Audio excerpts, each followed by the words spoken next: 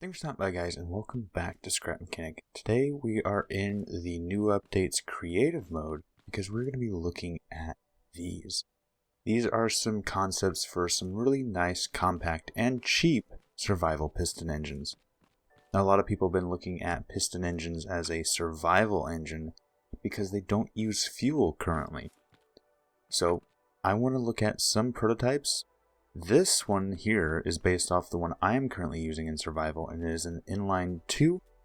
However, it can be easily upgraded to an inline 3. For the most part, they both do their jobs. The inline 3, of course, is better and smoother. But for today's video, I'm going to be talking about how to make these because they're, for the most part, just slightly larger versions of the other. And we're going to drive these around for a little bit. So first things first, let's actually make one of these engines. So,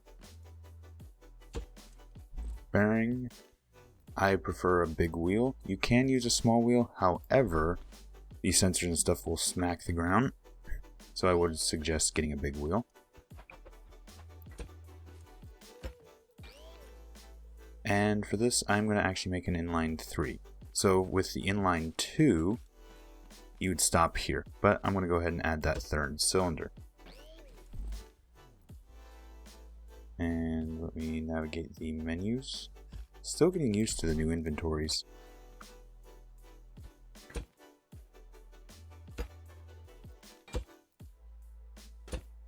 I messed up there. There we go. Alright, so that is the crankshaft and the wheel. Next thing we're going to need is some of the interactive and logic stuff. Now, setting the crankshaft.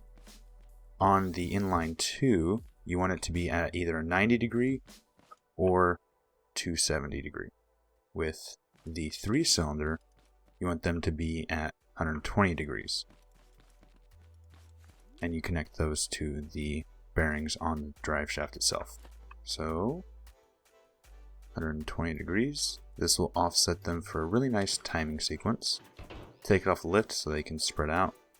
And now you can put your 3 sensors. There we go. Now with this design, you shouldn't need to upgrade your sensors because I believe the stock sensors have a range of 3 already. And then you will also need 3 logic gates. There are ways to do it without the logic gates, but I'm going to use them because it makes it much nicer. Next thing we need are the pistons themselves.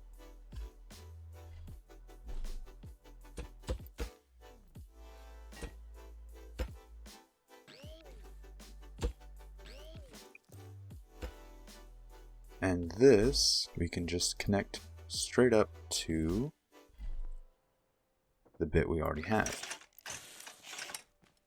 So now, this for the most part is an engine.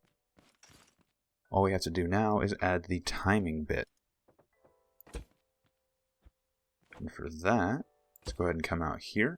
Let's put a single piston. And, well, there we go. That's pretty much it, I believe. Finish hooking up our logic.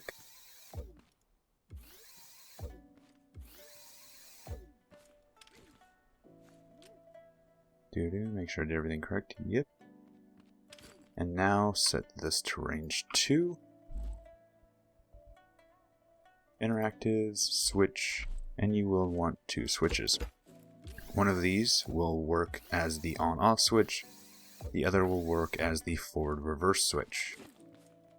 And then your pistons, range 3, and then whatever speed you can set them to, depending on what level you've had them upgraded to. So now, what we're actually going to do is I'm going to go ahead and cut this one off. And we're going to attach the one we just built.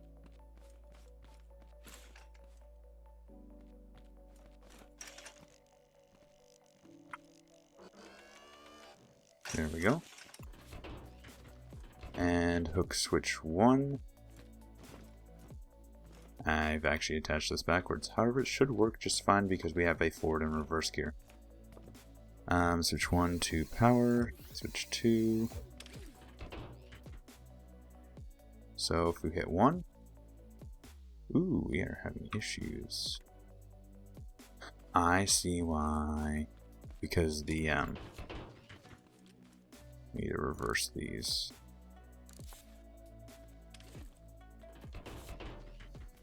There we go. They weren't spreading out properly. Now they are. So if we hit 1,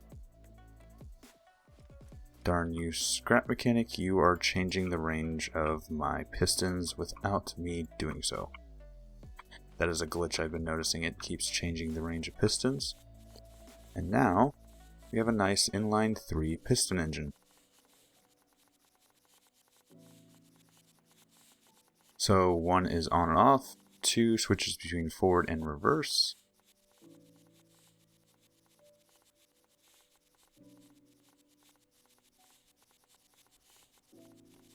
And while I know I didn't go into too much detail on how exactly it works, hopefully this little step-by-step tutorial has helped you build one. Honestly, I might be upgrading the one in my survival to an inline 3, because right now I'm using the inline 2 of this design.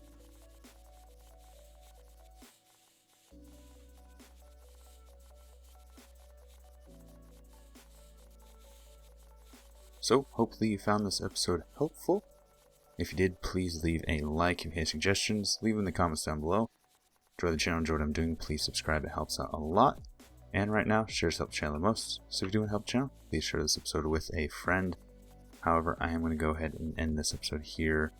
So, thanks for stopping by, thanks for sticking around, and until next time, peace.